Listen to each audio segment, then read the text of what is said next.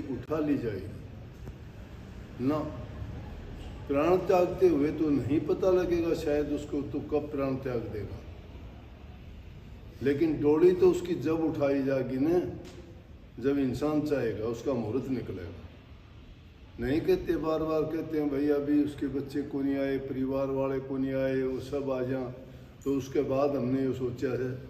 कितने बड़े आदमी मरते हैं, 1 2 3 दिन का समय रखते हैं कि फलाने दिन इनका संस्कार इतने बजे फलानी जगह होगा, तो उनका तो घड़ी मुहूर्त सब निश्चित करके निकालना, उनका तो मुहूर्त निकालते हैं। लेकिन ये बात है कि इंसान के जब प्राण जाएंगे तो कहने के लिए कह दिए कि तुझे पता नहीं लगेगा, नहीं, सारे नोटिस दे देता है पहले। एक और अजीब व गरीब बात आपको बताऊंगा कि इंसान के जीवन के लिए कही है कि जब सुबह का टाइम होता है ना, एक ऐसा जीव है सुबह के टाइम वो 4 पैरों से चलता है, जब 2 पैर का टाइम आता है तो 2 पैरों से चलता है, और जब दिन ढलता है 3रा पैर आता है तो 3 पैरों से चलता है, और जब 4था पैर आता है ना तो फिर वो अपने पैरों पे नहीं चलता, वो दूसरों के कंधों पर चलता है। समझे नहीं होगे? ये पूरा इंसान का जीवन है, क्या समझे? इंसान का जीवन है। छोटी सी उम्र जो होती है तो हाथ और पैर चारों से चलता है, वो सुबह का टाइम माना गया बचपन उसका, चलता है कि नहीं? देखा हुआ गुडड़िए चलता बोलते हो। 2 पैर का टाइम पैरों पर चलना शुरू कर देता है, 2 पैरों से चलता है, फिर 4 नहीं रहते उसकी। 3रा पैर बुढ़ापे का आता है तो लकड़ी का सहारा ले लेता है, 3 पैर हो जाते हैं उसके, 2 तो वो और 1 लकड़ी वाला, होते हैं कि नहीं? और जब 4था पैर हो जाता है ना, प्राण जब त्याग देता है तो 4 जने उठा के ले जाते हैं, वो अब उसके पैर नहीं होते, उनके पैरों पे जाता है, जाता है कि नहीं? तो इन चीज़ों के लिए ये है कि इंसान को ये तो शायद पता नहीं लगता कि तुझे तेरे प्राण कब जाएंगे, लेकिन टाइम उसको 4 संदेशे देता है। अगला उन चिट्ठियों को ना पढ़े तो वो उसकी मूर्खता है।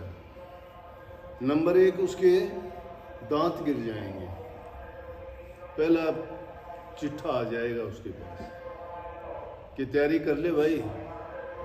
दूसरी चिट्ठी आएगी तो कानों से सुनना, ऊंचा सुनना शुरू हो जाएगा।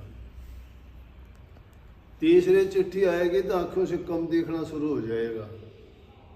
3 चिट्ठी दे के चौथी बार में दागला ले जाएगा, छोड़ता नहीं है। ये उम्र के साथ, उम्र के पड़ाव के साथ ये कमियां आती चली जाती हैं शरीर में। कहने का मतलब ये है, देखना कम शुरू हो जाता है, सुनना ऊंचा शुरू हो जाता है, और 3 दांत मुंह में रहते नहीं हैं। लेकिन अब तो इंसान ने प्रकृति के साथ खिलवाड़ कर लिया, उसमें भी इसने बहुत खोज करके विज्ञान अपनी तरफ से नकली चीज़ों का सहारा लेके कोशिश करता है। असली तो नहीं बना सकता, क्योंकि असली तो असली होती है। तो बात बड़ी अटपटी है। कबीर साहब कहते बात बड़ी है अटपटी, झटपट लखे न कोई, जो मन की खटपट मिटे तो चटपट दर्शन होए। मन की खटपट नहीं मिटती, मन की खटपट बहुत कठिन काम है। इसे दुनिया के खेल में खो जाता है इंसान। अगर वो सच्चाई के रास्ते पर चले तो हर जगह मौजूद है, लेकिन हर जगह मौजूद को महसूस तो नहीं कर पाते ना। अब ये देखो कि एक आदमी अगर जल के अंदर घुस के और आंखें खोल ले तो उसको क्या दिखाई देगा? चारों तरफ क्या दिखाई देगा? पानी पानी दिखाई देगा। ऐसे दुनिया में हमने आंख खोल रखी है, दुनिया ही दुनिया दिखाई देती है, प्रभु दिखाई नहीं देता। जैसे वहाँ बाहर की दुनिया दिखाई नहीं देती तो यहाँ वो दुनिया दिखाई नहीं देती। संत वो दुनिया दिखाने के लिए कहते हैं कि बाहर मुख छोड़ के अंतर्मुख हो जाओ। अपने ध्यान को अंतर में लेके जाओ। इन बातों के पीछे ना पड़ो कि सिद्धि है, शक्ति है, ये मामूली बात है। संत इन चीज़ों की ओर ध्यान ही नहीं देते, और बल्कि ये चीज़ जिस इंसान में आनी शुरू हो जाए तो समझ लेना चाहिए कि काल ने घेरा डाल लिया है। ये मामूली चीज़ें हैं, काल और माया के खेल हैं ये। हाँ, संतों के पास होती हैं ये चीज़ें, पानी भरती हैं उनके आगे, लेकिन संत उनको तवज्जो नहीं देते, हो जाते हैं। उनकी दृष्टि में सिद्धि होती है, दृष्टि पढ़ने से काम हो जाते हैं। उनकी वचन सिद्धि होती है क्योंकि उन्होंने वचन, वाणी उनकी पवित्र, जो भी निकलेगी मन से वो सच्ची सुची होगी, वो अमृत वाणी होगी। वो जो वचन कर देंगे वो होगा अगर वो सच्ची। तीसरी बात है, तवज्जो दे के अगर किसी के लिए, अगर वो उनके लिए कोई भी उनको आशीर्वाद देंगे तो वो भी उनका पूरा हो जाएगा।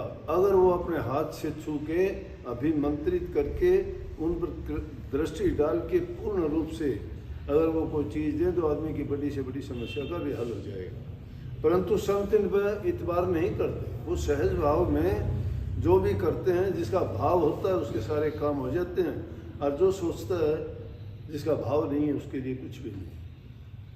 तो इन चीज़ों की ओर जाने के लिए आदमी इन चीज़ों को बड़ी मानता है, लेकिन संत इनको बड़ी नहीं मानते। ये तो लुट जाने वाली चीज़ है। संतों की दुकान में ये सौदा नहीं, सत्य नाम का सौदा है, सत्य नाम का सौदा।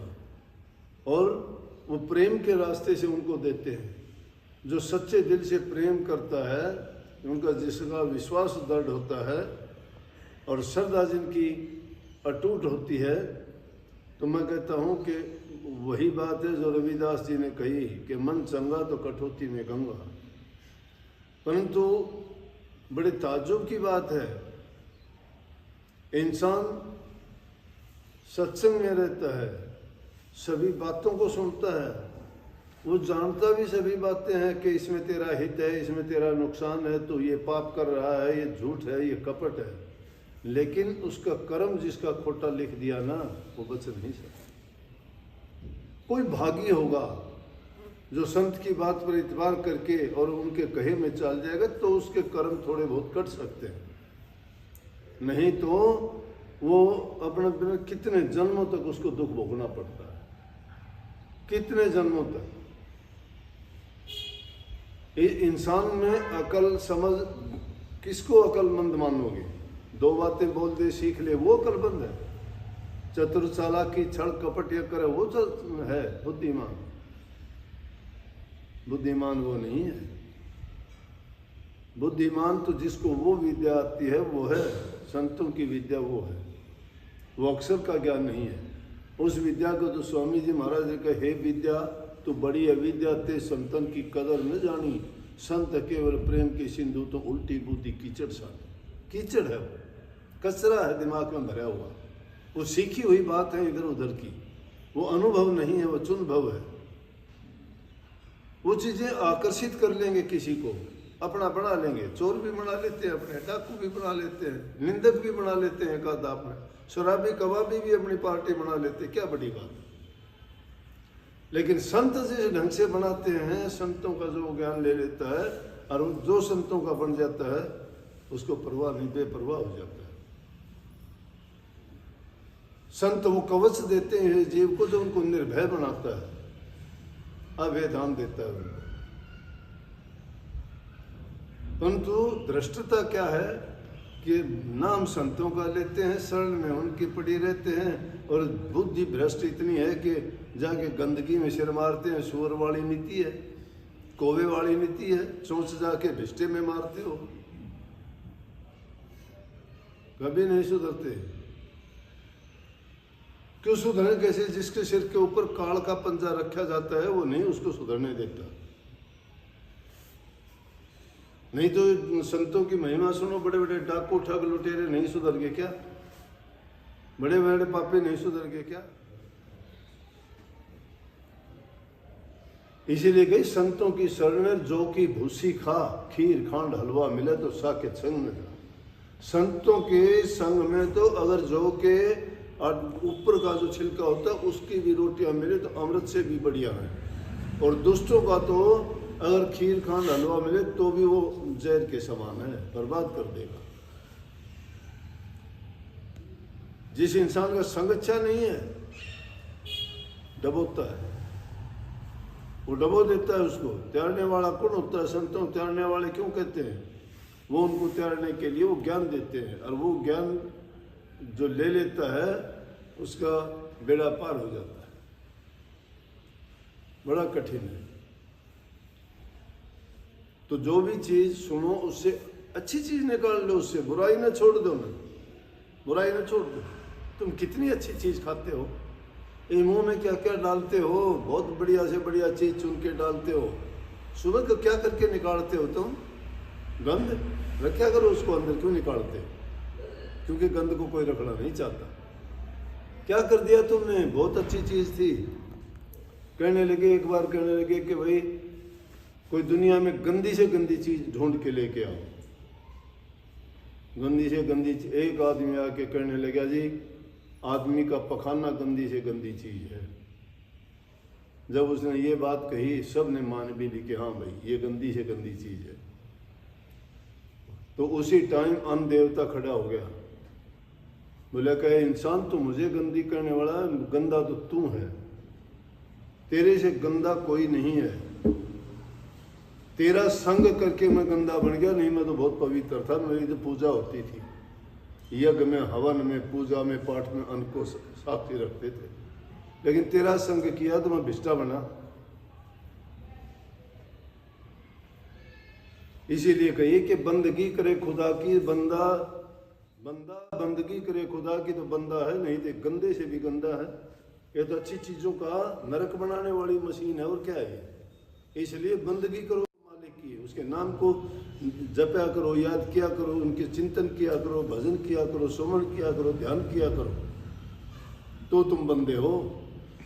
नहीं तो क्या होता, क्या कीमत है।